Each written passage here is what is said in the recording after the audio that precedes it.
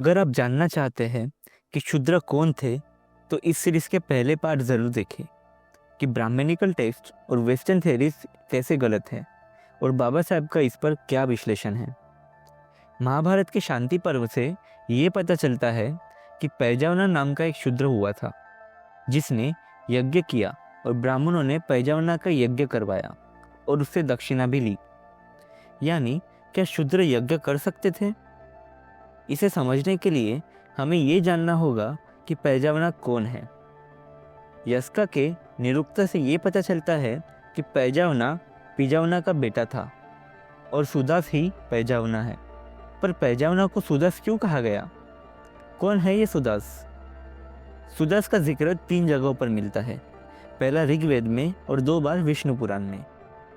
इन्हें पढ़ने पर हमें ये पता चलता है कि विष्णु पुराण में जिस सुदास की बात चल रही है वो सुदास ऋग्वेद के सुदास से अलग है, और जो सुदास यानी पैजावना महाभारत में दिखाया गया है उसका ऋग्वेद से लिंक है, क्योंकि पैजावना पिजावना का पुत्र था और पिजावना को ही देवदास कहा गया है।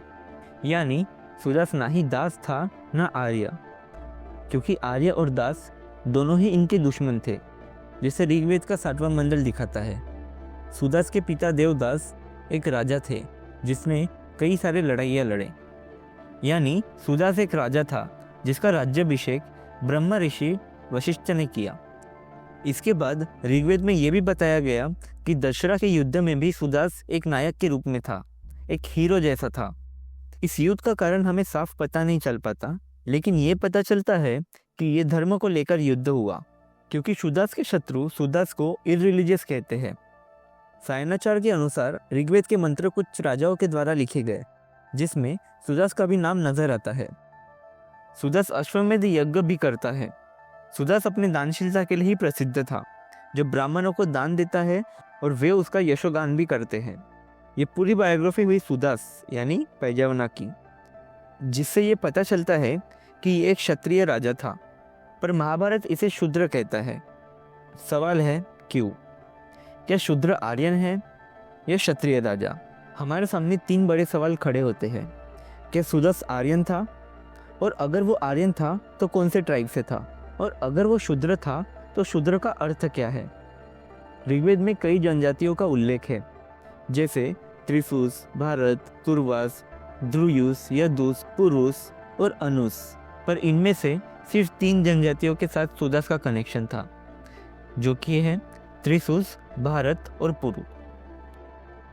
ऋग्वेद के पहले मंडल में सुदास के पिता देवदास को पुरु जनजाति का सदस्य बताया है।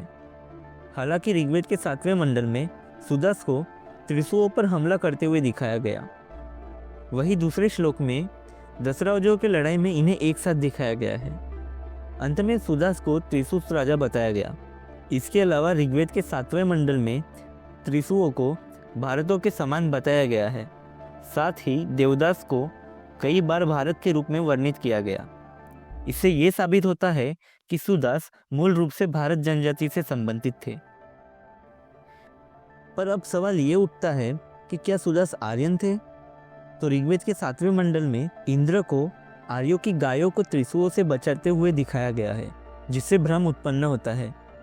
लेकिन बारीकी से जांच करने पर हमें ये पता चलता है कि आर्यन जनजातियों में विभाजित था, यानी सुदास निश्चित रूप से आर्यन था। और अब आखिरी सवाल कि शूद्र का अर्थ क्या है? शूद्र को लंबे समय तक एक निम्न वर्ग के रूप में देखा गया है, लेकिन नए एविडेंस ये दिखाते हैं कि सुदास जिसे शूद्र माना गया वो कभी क्षत्रिय और आर्य था। हम आगे देखेंगे कि क्या पहले सिर्फ 3 ही वर्ण थे और क्या बाद में चौथा वर्ण विकसित हुआ।